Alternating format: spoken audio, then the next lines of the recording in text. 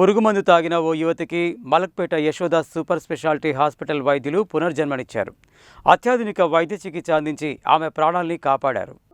బుధవారం నల్గొండ జిల్లా కేంద్రంలో ఏర్పాటు చేసిన మీడియా సమావేశంలో హైదరాబాద్ మలక్పేట యశోద సూపర్ స్పెషాలిటీ హాస్పిటల్కు చెందిన general physician doctor Gutta Sasidhar Reddy, senior consultant nephrologist doctor G Sudhakar, international pulmonologist doctor Yugendra Bhattu మాట్లాడారు. వారు తెలిపిన వివరాల ప్రకారం పొలాల్లో గడ్డిని తొలగించడానికి వాడే గడ్డి మందును సేవించిన ఒక 28 ఏళ్ల యువతికి Hyderabad Malakpet Yashoda super speciality hospital వైద్యులు అత్యాధునిక చికిత్స ద్వారా ప్రాణాపాయం తప్పించారు. సదరు యువతి గడ్డి మందు తాగడంతో మొదట ఆమె కుటుంబ సభ్యులు స్థానిక ఆసుపత్రికి తీసుకువెళ్లారు. అక్కడ గ్యాస్ట్రిక్ లావేజ్ చేసి ఒకసారి హీమో పర్ఫ్యూషన్ చేశారు. అనంతరం మెరుగైన చికిత్స కోసం హైదరాబాద్ మలక్పేటలోని యశోద సూపర్ స్పెషాలిటీ హాస్పిటల్కు తరలించారు. అక్కడ ఆమెకు అన్ని రకాల వైద్య పరీక్షలు నిర్వహించి కిడ్నీ తీవ్రంగా దెబ్బతినడంతో పాటు జీర్ణాశయ శ్లేషక పొర దెబ్బతిన్నట్లు వైద్యులు గుర్తించారు. గ్యాస్ట్రో ఎంటరాలజీ నిపుణుల సూచన మేరకు సూపర్ జిఐ ఎండోస్కోపీ పరీక్షను నిర్వహించగా ఈరోసివ్ గ్యాస్ట్రిటిస్ మరియు గ్రేడ్ డి ఈసోఫగైటిస్ ఉన్నట్లు తేలింది. ఇది అత్యంత విషపూరితం కారణంగా కడుపు మరియు ఆహార నాళంలో తీవ్రమైన వాపు ఏర్పడినట్లు తెలియజేస్తుంది. ల్యాబ్ పరీక్షల్లో తెల్ల రక్త కణాలు పెరగడం మరియు కిడ్నీ పనితీరు క్రమంగా తగ్గడం గమనించిన వైద్యులు పలు రకాల వైద్య పరీక్షలు నిర్వహించడంతో డైథియోనైట్ పరీక్ష పాజిటివ్ రావడంతో గడ్డి మందు తాగినట్లు నిర్ధారణ చేసుకున్నారు. ఇది శరీరంలోని కిడ్నీలు, కాలేయం, ఊపిరితిత్తులు మరియు జీర్ణక్రియ వ్యవస్థపై తీవ్ర ప్రభావం చూపే విషపూరిత రసాయనం కావడంతో Malakpet Yashoda super speciality hospital వైద్యులు అత్యాధునిక వైద్య చికిత్సను అందజేశారు. వైద్యులు అందించిన చికిత్సకు ఆమె ఆరోగ్యం బాగా కుదుటపడింది. కిడ్నీ పనితీరు మెరుగుపడుతూ రావడంతో పాటు హెపటైటిస్ లక్షణాలు కూడా తగ్గాయి. దీంతో ఆమెకు సాఫ్ట్ డైట్ ఇచ్చారు. రైల్స్ ట్యూబ్ మరియు ఫోలిస్ క్యాథెటర్ తొలగించారు. దీంతో క్రమంగా ఆమె శారీరకంగా కోలుకొని స్వయంగా నడిచే పరిస్థితికి వచ్చారు. పరిస్థితి మెరుగుపడడంతో అవసరమైన మందులు మరియు తగిన సూచనలతో కుటుంబ సభ్యుల అభ్యర్థన మేరకు ఆమెను డిశ్చార్జ్ చేశారు. 10 ఏళ్ల క్రితం గడ్డి మందు లాంటి క్రిమి సంహారక మందులను తాగితే వైద్య చికిత్స ఉండేది కాదని, కానీ ప్రస్తుతం అత్యాధునిక చికిత్సలు మలక్పేట యశోద సూపర్ స్పెషాలిటీ హాస్పిటల్లో అందుబాటులోకి వచ్చాయని, ఈ చికిత్సల ద్వారానే యువతి ప్రాణాపాయం నుండి తప్పించుకుందని ఆసుపత్రి వైద్యులు doctor Gutta Sasidhar Reddy, doctor G Sudhakar, doctor Yugender Bhattu తెలిపారు. అత్యంత ప్రమాదకరమైన పారాక్వాట్ విషయాలను సమగ్రంగా ఎదుర్కోవడంలో మలక్పేటలోని యశోద సూపర్ స్పెషాలిటీ హాస్పిటల్లో ఉన్న అత్యాధునిక క్రిటికల్ కేర్ సదుపాయాలు మరియు మల్టీ డిసిప్లినరీ వైద్యుల నైపుణ్యం మరోసారి వెల్లడయ్యాయని తెలిపారు. యశోద హాస్పిటల్స్ అన్ని శాఖల్లో హీమో పర్ఫ్యూషన్, డయాలసిస్, అత్యాధునిక క్రిటికల్ కేర్ యూనిట్లు, అనుభవజ్ఞులైన వైద్య నిపుణులు మరియు 24 గంటల పాటు అత్యవసర వైద్య సేవలు అందుబాటులో ఉండి అత్యంత విషపూరిత పదార్థాల వల్ల కలిగే సంక్లిష్ట కేసులను కూడా సమయానికి సమగ్ర వైద్య సేవలతో విజయవంతంగా నిర్వహించగలమని Yashoda super speciality hospital Malakpet branch director Gorukanti Pavan, unit head K Srinivas Reddy, associate vice president Srinivas Chidura తెలిపారు.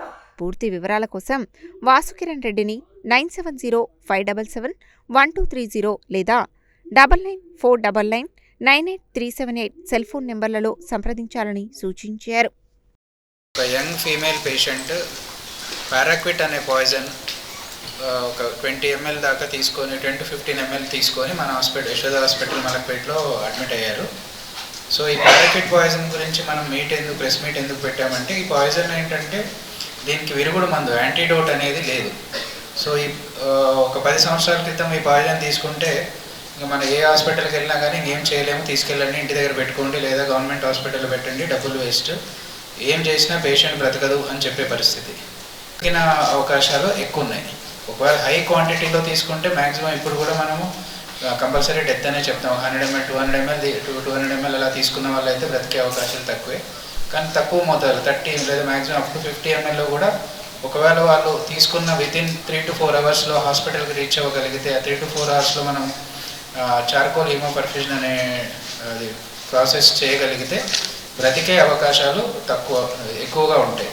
సో మెయిన్గా ఏంటంటే ఈ పాయిజన్ ఇంత ప్రాముఖ్యత ఎందుకు అంటే, మనం ఇంతకుముందు చాలా పాయిజనింగ్స్లో ఎండ్రిన్ అని, గుళికల మందు అని చాలా వింటాం. ఇప్పుడు గుళికల మందు అంటే ఆర్గానోఫాస్ఫరస్ పాయిజనింగ్ అంటాం. దానికి రికవరీ మనం 99% రికవరీ చెప్తాం, కానీ పారాక్విట్లో 99% డెత్ చెప్తాం. డిఫరెన్స్ ఏంటంటే దీనికి ఏ యాంటీడోట్ అంటాం, విరుగుడు మందు ఏది లేదు. విరుగుడు మందు లేకపోవడం వల్ల పాయిజన్ తీసుకున్న వాళ్ళల్లో బ్రతికే అవకాశాలు తక్కువ కాబట్టి, సో ఇది అట్లానే ఇది అరుదుగా వాడేది కాదు, చాలా ఫ్రీక్వెంట్గా. ఎందుకంటే ఇది గడ్డి మంది అంటారు అనమాట. ఈ నోటి దగ్గర తీసుకున్న చోట యాసిడ్ లా ఫామ్ అవుతుంది. ఒకవేళ పేషెంట్ మనకి కొందరు కేసెస్లో 1-2 days బయట ట్రీట్ అయ్యి లేట్గా హాస్పిటల్కి వచ్చిన వాళ్ళు కూడా ఉన్నారు. వాళ్ళల్లో వాళ్ళు ఏ హిస్టరీ ఇవ్వరు. మన క్లినికల్ ఎగ్జామినేషన్ అంటాం, అంటే బెడ్ సైడ్ పేషెంట్ చూసినప్పుడు వాళ్ళ నోట్లో అల్సర్స్ ఫామ్ అవ్వడం కానీ చిన్నగా మనకు తెలిసిపోతుంది. నాలుక మీద క్లియర్ కట్ బేస్డ్ అల్సర్స్ అని ఉంటాయి, అట్లా వచ్చేస్తుంది. అది ఈ పాయిజన్లో తప్ప దేంట్లో రాదు, వేరే ఏ జబ్బులో ఉండదు.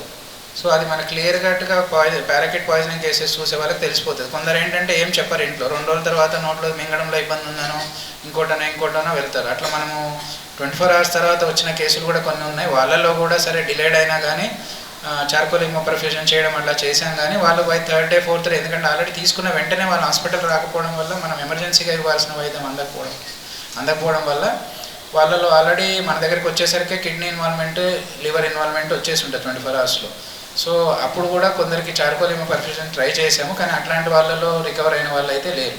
సో ఏంటంటే మనకు ముఖ్యంగా తెలుసుకోవాల్సింది ఏంటంటే, పెరిఫరీ లెవెల్లో, టౌన్ లెవెల్లో మనకు ఫస్ట్ విలేజ్లో తీసుకున్న వాళ్ళు బై మిస్టేక్ తీసుకున్నా, కొందరు తెలియక కూడా ఇప్పుడు ఊర్లలో ఏంటంటే అయిపోయిన బాటిళ్ళల్లో ఏదో ఒకటి స్టోర్ చేసి పెడతారు, వాళ్ళకి తెలియకుండా పొలం దగ్గర దాంట్లోనే కడుక్కొని ఒక్కోసారి వాటర్ తాగేస్తుంటారు. సో అట్లా పొరపాటున వాళ్ళు తీసుకున్నా కానీ వెంటనే నియరెస్ట్ హాస్పిటల్కి వెళ్ళి గ్యాస్ట్రిక్ లావేజ్ చేయకూడదు అంటాం, కానీ ఇమీడియట్గా వితిన్ 1 hourలో వస్తే చేసినా కానీ పెద్ద నష్టం అయితే లేదు. రక్తం శుద్ధి చేయడం ఎక్స్ట్రా కార్పోరల్ హీమోపర్ఫ్యూషన్ అంటారు. సో దీనివల్ల ఏంటంటే రక్తం బయటికి తీసి లోపల ఉన్న పాయిజనింగ్ని మనం ఫిల్టర్ ద్వారా బయటికి తీయడం. ఇది ఎంత త్వరగా చేయగలిగితే అంత పేషెంట్కి ఉపయోగపడుతుంది. సో దీనికి యూజువల్ టైం ఏంటి అంటే 4 గంటల లోపల పేషెంట్ పాయిజన్ తీసుకున్న 4 గంటల లోపల వస్తే అవుట్కమ్స్ అంటే బయటపడే శక్తి బయటపడే అవకాశం ఎక్కువగా ఉంటుంది. సో దీంట్లో సార్ చెప్పినట్టు ప్రాబ్లం ఏంటంటే ఫస్ట్ 2 రోజులు మనకు పేషెంట్ లక్షణాలు కూడా పెద్దగా తెలియదు.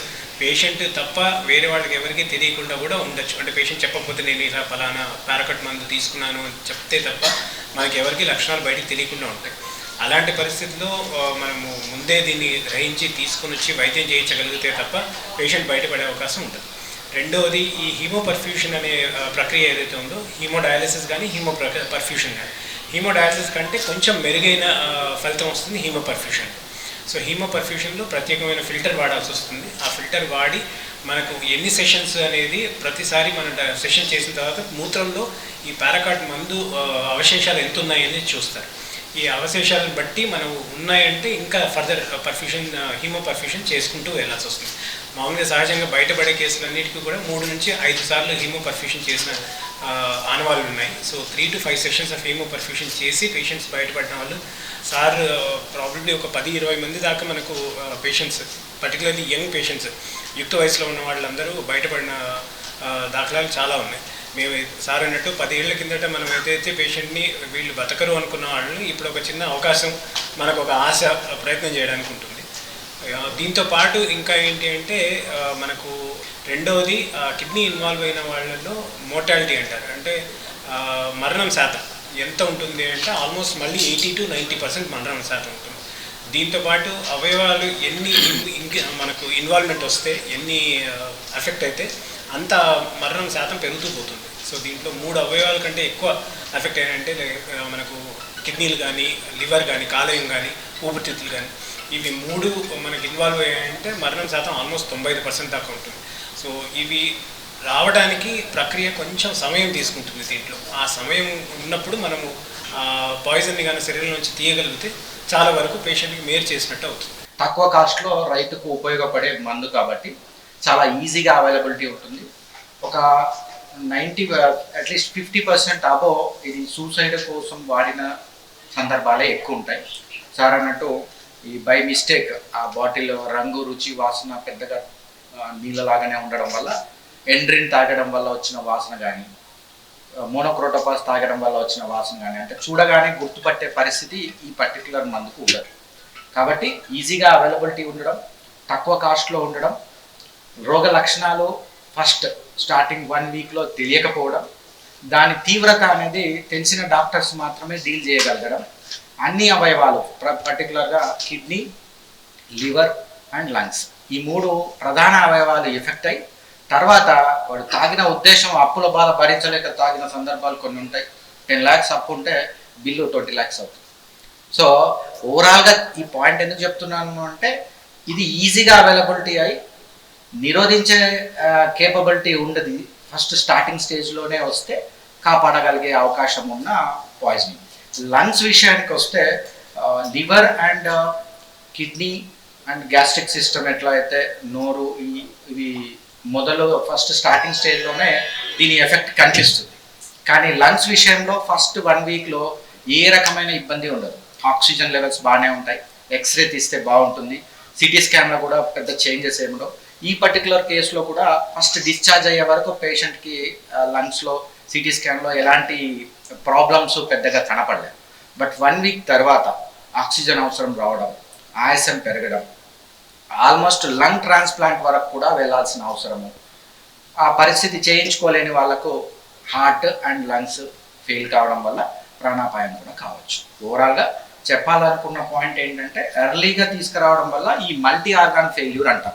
ఈ 3 ముఖ్యమైన అవయవాలను కాపాడగలిగే ఎక్విప్డ్ హాస్పిటల్కి తీసుకురావడము, ఎర్లీగా గుర్తుపట్టడము, హిస్టరీ, ఈ పాయిజనింగ్ ఎట్లాంటి పాయిజనింగ్లోనైనా హిస్టరీ అనేది ఇంపార్టెంట్. అది పేషెంటే చెప్పొచ్చు, పేషెంట్కు దగ్గర ఉన్న అటెండర్స్ చెప్పొచ్చు. వాళ్ళు ఏవి చెప్పకపోతే మా వైపు నుంచి ఉన్న కొన్ని లీడింగ్ పాయింట్స్ ఏదైతే మౌత్ అల్సర్స్ ఇవన్నీ ఉంటాయో వాటి ద్వారా కూడా డాక్టర్ ప్రోయాక్టివ్గా అడిగినప్పుడు దాచిపెట్టకుండా చెప్పడం వల్ల ఇన్ఫర్మేషన్ కరెక్ట్గా అందడం వల్ల ట్రీట్మెంట్ కూడా ప్రాపర్గా జరిగే అవకాశం ఉంటాయి.